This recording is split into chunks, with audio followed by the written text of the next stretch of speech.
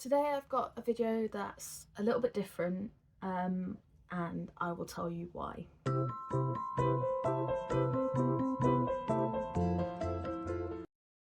I was going to do a video this week on my husband, and I'm not, and I'm going to explain why. So it's no secret, I don't think, that I have mental health issues. I'm fairly open about them. I have quite severe social anxiety, fully diagnosed, and I'm in the process of getting help for ADHD. And I currently have severe depression. So, depression isn't something I talk about a lot, and video isn't at all to trigger anyone or make anyone feel crappy or anything like that. I just felt it was important to put a video out there explaining what's going on at the minute, because I'm trying very hard to post weekly, because TikTok algorithms are hard, and I'm just trying to start my channel and things like that. But I feel I need to be candid about where I'm at in my life right now and why my videos perhaps aren't where I'd like them to be. So I've had depression on and off for a very long time. I was bullied quite severely at school, and had a lot of issues surrounding that, and various other issues with body imagery, body dysmorphia, things like that. And then since being at university, really, I have very, very severely struggled and battled with my mental health. So I went to 3 different unis. I had a very complicated uni journey. I have done a video about it. And with kind of trying to find myself, which I think is obviously normal, a lot of people go through that, sort of their early 20s and late teenagers anyway. But I really didn't know who I was. I still don't. I'm really trying to figure things out. And I know that's normal. I'm only 23. I know that that's normal, but I have a lot of things that I'm trying to work through. And a lot of those things have caused this severe social anxiety. So, it's no secret. My Instagram handle is Amy the Anxious. I have no problem talking about the anxiety, but the depression I struggle with a bit more. I very much have been in denial about it. I don't like to think I am that friend that's always miserable, and although nobody has ever said that to me, that's how I feel. And it is literally a bulldozer through all of my social interactions. In the last 6 months, I have pretty much lost all of my friends, minus maybe 2.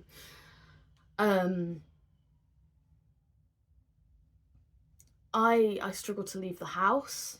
I struggle to be perceived, is one thing that I've worked on.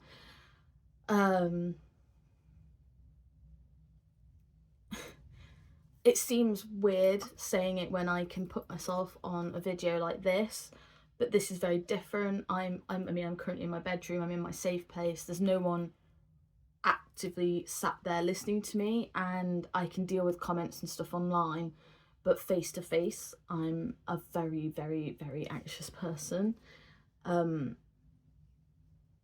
I think the society we live in is very difficult anyway. With that said, I have been trying to get help. I've been desperately paddling. I really want my friendship circles back. There are friends I haven't seen in a year, 2 years, because I can't. Going anywhere other than, I live in Nottingham. Going anywhere other than like Derby city centre, or my local like shops is horrific for me. So there's people I haven't seen in a very long time. and I tried to get help. So my journey with therapy has been horrendous, and I want to say this is by no means an attack on the therapy system in general, like not at all, because I know it is absolutely swamped. It's just the society we live in at the minute, and I personally believe there needs to be a really serious structural change, but it's by no means that. This is just my experience on what therapy has been like for me, and it has not been great. So I started going to therapy back at my second university. It was just a general talking therapy, and me personally, now this is not everyone, this is not to put you off, it's different for everyone. For me personally, it made me a lot worse. Um, like I said, it's to me it's a structural thing. At the uni I was at, you were only allowed 6 sessions, and that was it for your uni experience. Like, you were only allowed 6 sessions. Unfortunately, it was my first experience of therapy. I did the 6 sessions, and it took me 4 to open up. By the time I opened up, the next 2 were me going over a lot of trauma, a lot of issues I was having, and it brought up a lot. And then that was it. It was cut off. I was put on a wait list for a different therapy service, and that therapy service never ever ever got back to me, and that was 4 years ago. I had my initial consultation, and I was meant to be there. They'd like put me through, put me on the wait list, and I never heard back. Now, COVID happened in that time. There was a big chance that things got messed up during COVID, but that is the matter of fact of what happened. So I was that bad, I actually left that uni. I was doing photography, I left, and I was in a really, really bad way. It caused issues personally. That was when I sort of dropped off the face of the earth socially. Um, I wasn't having problems with my husband, but like I was very cold towards him. I'm very lucky. He's a very, very patient and loving person. But I was not in a good place. I was very cold, and I genuinely wouldn't let him touch me for months. I was in a very bad way. Then COVID for me actually helped, but probably didn't help long term, in that it allowed me to be in that bubble. It allowed me to not deal with my anxiety because I was at home and that was it.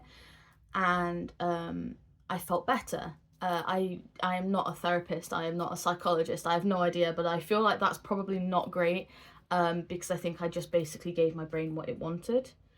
Um, but I felt a bit better, and I went to uni again, and I had an amazing time. Really, really did. 3 years theatre arts, met amazing people. I genuinely loved my year group. I went through some health issues separately through those 3 years that were really, really difficult, and my support bubble at uni was just insane.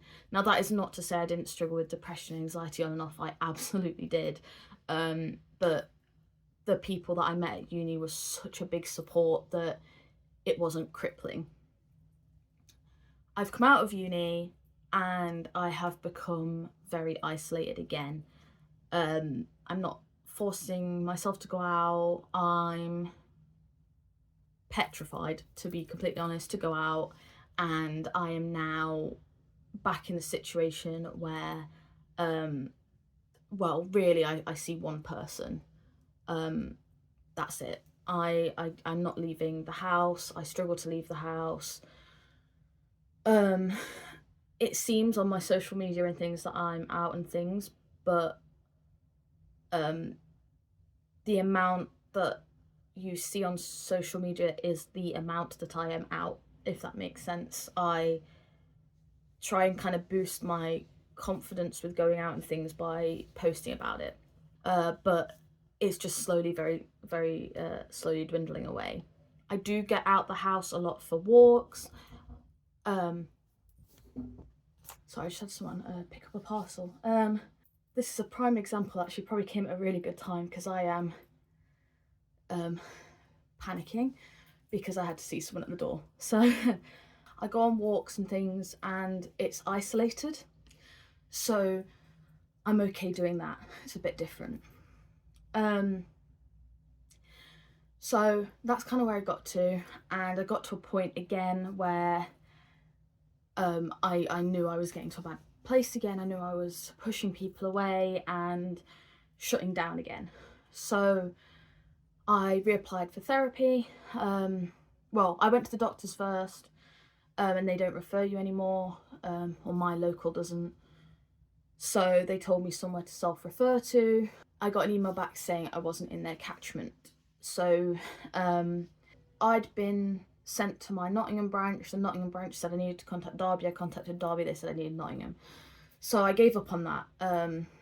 I couldn't deal with it. I don't like ringing up. I don't like having to talk to people on the phone and things. So I gave up on that. And then I got into a really, really bad place. And my husband was like, we're going back to what we were at before uni. You need to find help. What can we do? And we were both looking for places that I could go, and I found a new place. And they got me in really quick. They were brilliant. And this week I have been discharged from them because my therapist has gone on long-term sick. So it is not my therapist's fault. I want to make that very, very clear. But they do not have someone in the same position as her to cover her should she be on sick. So this time around I had CBT therapy. I had only had one session and my initial consultation. So I wouldn't do talking therapy again after what happened last time because it just made me personally a lot worse. So I requested CBT and my therapist was brilliant. I went to the initial consultation. Whenever I have to go over things, some of the things in my past, it can really make me quite ill. So I did that, and I was a little bit ill after that. But I went to my first session and I found it really, really productive. We went over little steps to try and work on my anxiety. So we were like specifically trying to work on that. And I was really positive. I felt like things were going in the right direction. I reached out to people again for like a couple of days. And then a few days later, I got a phone call to say that she was off for a week and they'd have to reschedule. Fine, you know, that happens. And then this week I have got a phone call to say that she's on long-term sick and the only alternative they can offer me is on the phone talking therapy, which I know for me doesn't work. Again, this isn't a dig at the system. This is just a general explanation on what is going on. So I'm kind of feeling a little bit lost. I feel like, again, my hope at getting better has been taken away. I know a lot of people will say, get yourself better, sort of thing, or, you know, well, I decided that I'd feel better. I'm past that point, is the only way I can put it. I do need help. My results came out like top marks. It's very severe, and a lot of people don't know, like, because I joke about it, I talk about it, and when I am around people I try very hard to put my happiest, bubbliest self forward. And yeah, it is that bad. What's going on up here isn't what you see on here. So, I wasn't in the mood to do a fun Valentine's video this week, and I love my husband dearly, and he's been everything for me. Um, but I literally I couldn't sit down and do them, and my sort of want and need to do anything is very, very low. So that's kind of where we're at. I'm currently looking for alternatives for help. Um, if anyone knows of any in the Nottingham, Derby area, I would very much appreciate you sharing. And I'm sorry it's been a heavy one. I really, really hate being the miserable person all the time, and I try really hard. I try really hard not to be, but it's sometimes not possible. And although this sounds really miserable, I kind of wanted to put the video out there for anyone that is feeling like this, anyone that kind of it feels like you're alone. So anyone that doesn't know how they're feeling or doesn't know why all their friends are dropping like flies, which by the way I understand. If I have got any of those friends watching this, I get it, because we all worry about our friendships, and if I'm not reaching out to you, I get that you probably think I've just kind of gone like I don't want to talk to you anymore. But it's not the case. Yeah. There's not really much more to say other than I really hope that everyone has